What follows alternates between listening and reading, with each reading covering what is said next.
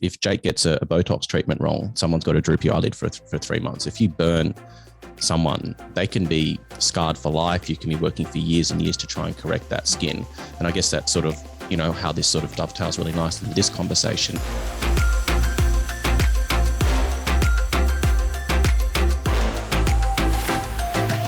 I think it's an important point to touch on is the safety, because I think laser hair removal has become so normalized, like getting a haircut or getting your nails done. And I think that, Jake and I spend a lot of time talking to people about cosmetic injectables, and we spend a lot of time talking about risks, the big ones like vascular occlusions, all the things that people are worried about, right? But you think about what can go wrong with a laser. I would say almost it is more dangerous to a certain extent in terms of, how easy it is to make an error. If you get your setting wrong, if you're not analyzing the person's skin properly, you could leave them with hyperpigmentation, scarring, you could stimulate hair. There are like lots of different things that can go wrong. And I think that sometimes, the normalization and the accessibility of these treatments sometimes, lead consumers and even sometimes, therapists that I've come into contact with to sort of not take this as seriously as they should. And that's when things can go wrong because, if Jake gets a Botox treatment wrong, someone's got a droopy eyelid for 3 months. If you burn someone, they can be scarred for life. You can be working for years and years to try and correct that skin.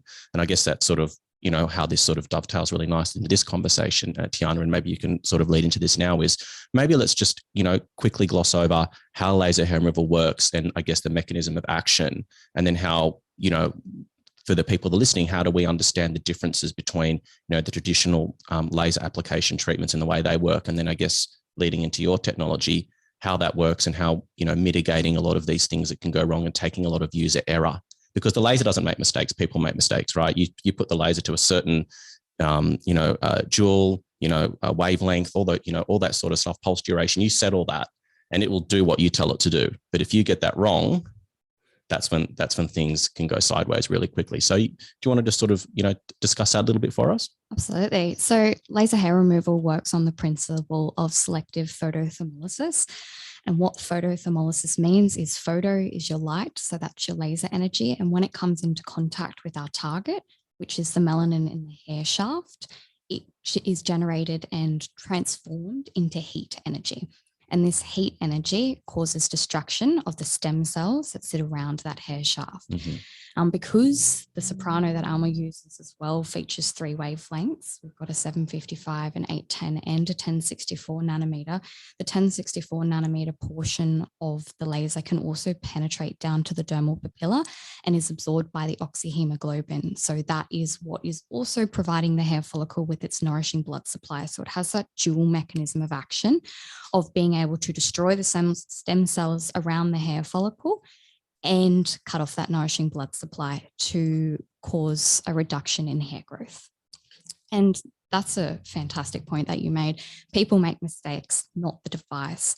But the Soprano, we've really tried to put safety first and mitigate that risk. It is exceptionally smart. When you go onto your Soprano device, you select your body area, you select the patient's Fitzpatrick skin type, and then up pop your parameters. Wow. There's no calculations. You don't need to, figure out your pulse width and your pulse duration and your fluence. It is incredibly smart. You just put in what you're seeing in front of you and all of your parameters are there ready to go. The other thing that the Soprano does really well in comparison to traditional hair removal is it uses a low fluence and a high repetition rate, whereas traditional hair removal uses a high fluence and a low repetition rate. So what that means, and we term it SHR, which stands for superior hair removal, because Soprano is superior. And what that means is that we accumulate energy over a specified grid with that low fluence and our high repetition rate. So it's like almost a staircase. So you take those little steps to achieve your end goal, rather than with traditional hair removal jumping all the way up to the very first or the very top step. And what that means is it really eliminates and mitigates your risks associated with hair removal that you did touch on before. Right. So I'm going to try and put this in idiot terms for me, and then hopefully and Jake. So normally when you're doing laser hair removal, you're hitting the skin with a single pulse of light, right? And that's trying to heat the skin up, it's selecting the follicle and it's heating it up to a certain temperature to then damage it. And then the body goes, oh, that's damaged, and the hair sheds. That's basically how it works, right? So what you're saying with the Soprano is that rather than hitting it with one high joule, and that high joule increases your risk of complications, because to get the hair follicle hot enough, obviously it needs to travel through the skin, and that can heat up. And that's when you get that damage to the epidermal layer of the skin, where you can start getting complications. So what you're saying, correct me if I'm wrong, is that rather than hitting it with one single wavelength, with one single pulse, you're hitting it with 3 smaller pulses of lower energy. So you're still achieving the outcome in terms of getting the hair hot enough, because hair is a good conductor of heat. Is that right? Yeah. Yes? Yeah. You're on the right track. Okay. Absolutely. All right. And so basically by achieving it over three less powerful pulses as opposed to one powerful pulse, you still get the end result of getting the hair follicle hot enough that you're circumventing the complications that you would incur to the epidermis. Is that correct? Exactly. And it might be 3. Good work. Well, prize for me. It might be 3 pulses, or it might be 5, right. Or it could be 2. Like it could be broken up into 2 pulses. But when you select your area and your Fitzpatrick skin type, the device calculates how many individual pulses it will deliver. That's mad. How does it do that?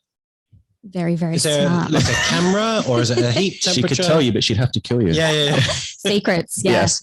Secret herbs and spices. Basically, if you're going to do an arm, for example, you select the arm. So there's a nice little image of a person, a figurine of a person in the middle. You select the arm, and then you select their Fitzpatrick skin type, so 1 to 6. And yes, we can treat all the way up to a Fitzpatrick skin type 6. And then it just does its magic. It calculates parameters, and the next screen that will pop up will have your number of pulses, the energy you're going to deliver, the accumulative energy you need to reach, and the time it will take you to do so. Thanks so much for watching the podcast clip. You can listen to the whole audio episode of the podcast on your favorite podcast app, on Apple Podcasts or Spotify. And please also leave us a review on the podcast app. If you like what we do, please smash the like button, consider subscribing to the channel, and don't forget to hit the bell icon so that you get notified when we release new content.